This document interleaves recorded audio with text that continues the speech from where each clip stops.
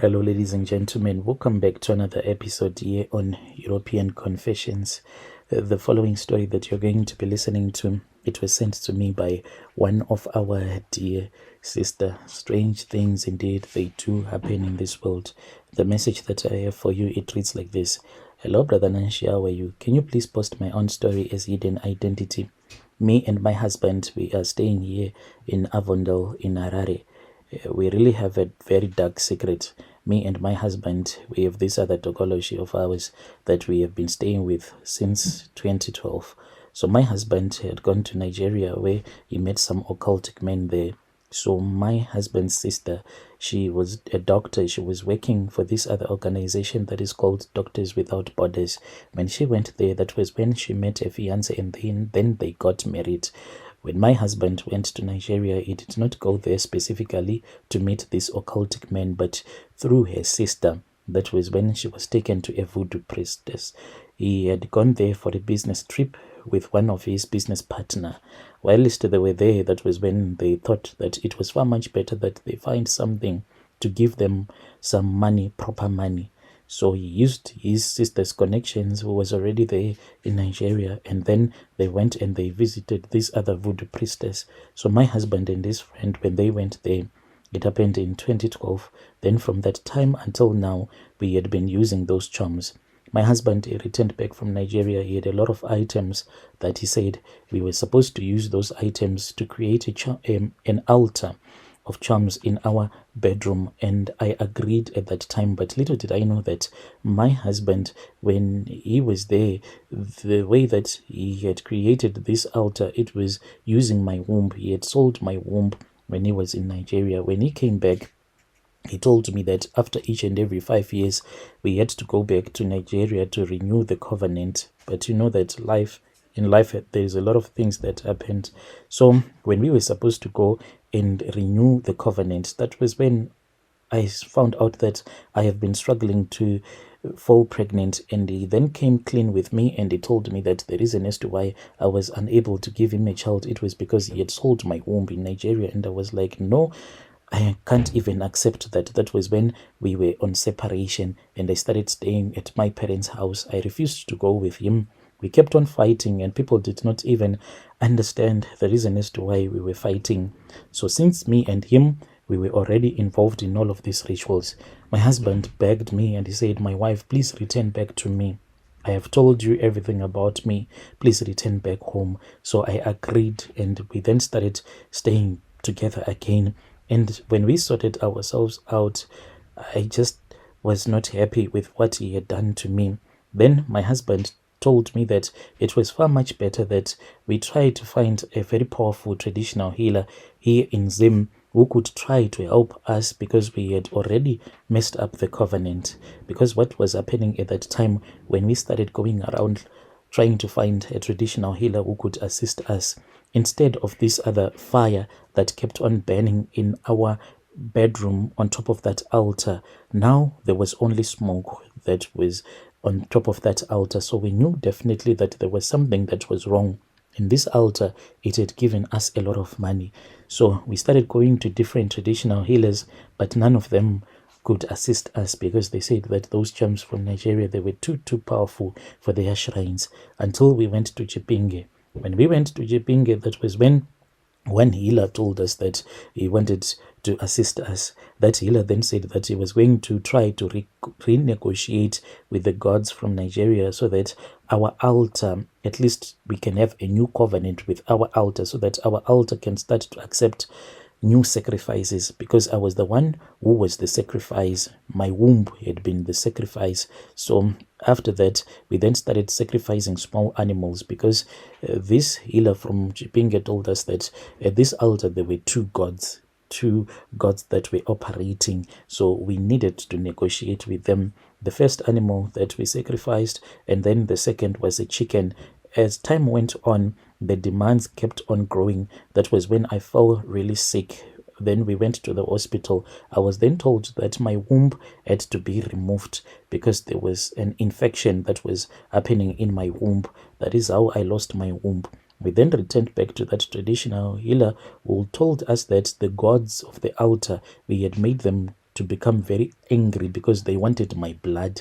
Now they wanted me dead. So it was either I was going to be sacrificed, or we had to renegotiate for another covenant with the altar again. So he said that he was going to try, but he said that these charms from Nigeria, they were too powerful, but he was going to try to negotiate with the spirits that are behind the altar.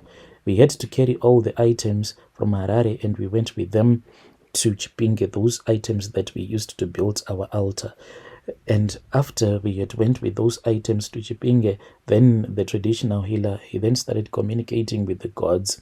It was really terrifying hearing those gods speaking in a foreign language that we could not understand.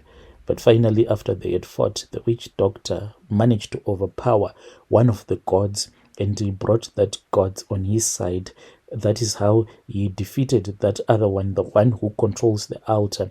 So that was when we were told that we needed to start sacrificing human blood on this altar. So the only plan was for us to sacrifice our domestic workers. So at our house, we only like young women. Those are the ones that come to our house, then we give them a job. And if we find we really love those ones that do not have any family nearby, then we can just sacrifice them. So this is the way that we sacrifice them.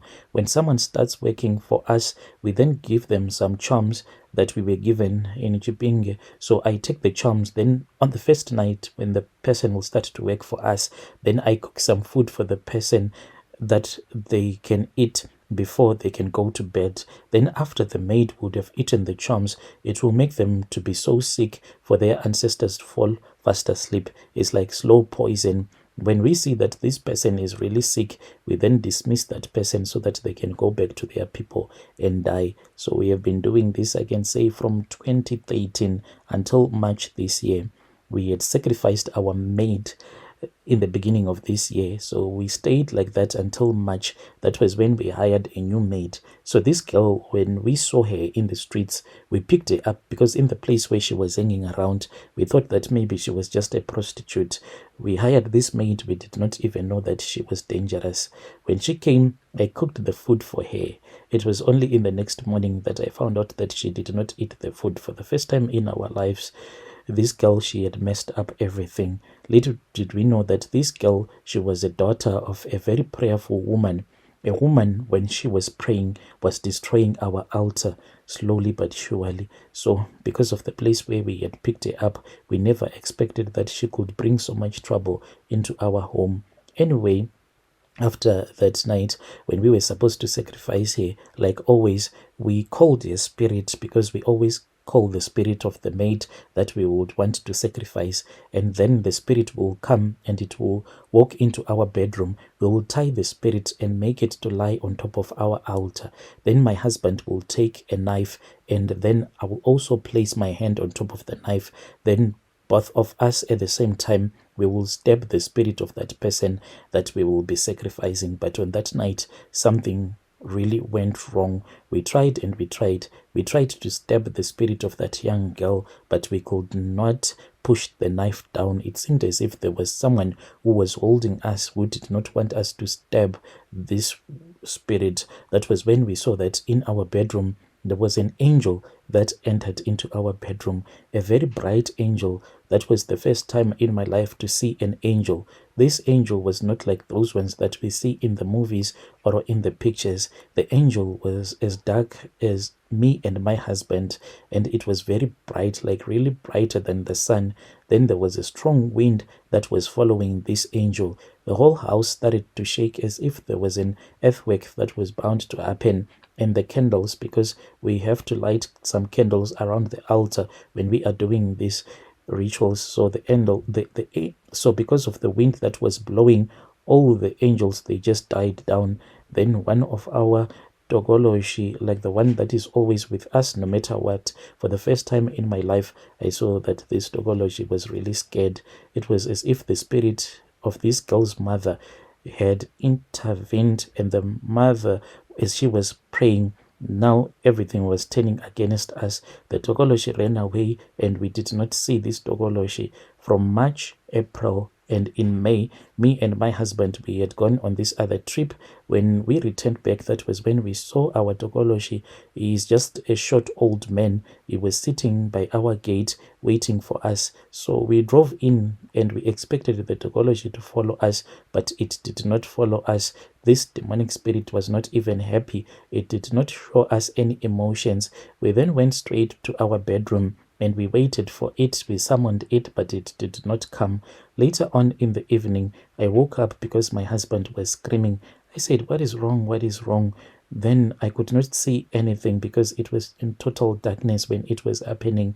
Then my husband said that there was someone who was busy beating him up, and immediately we knew that this was the spirit of our Tokoloshi that was beating him up.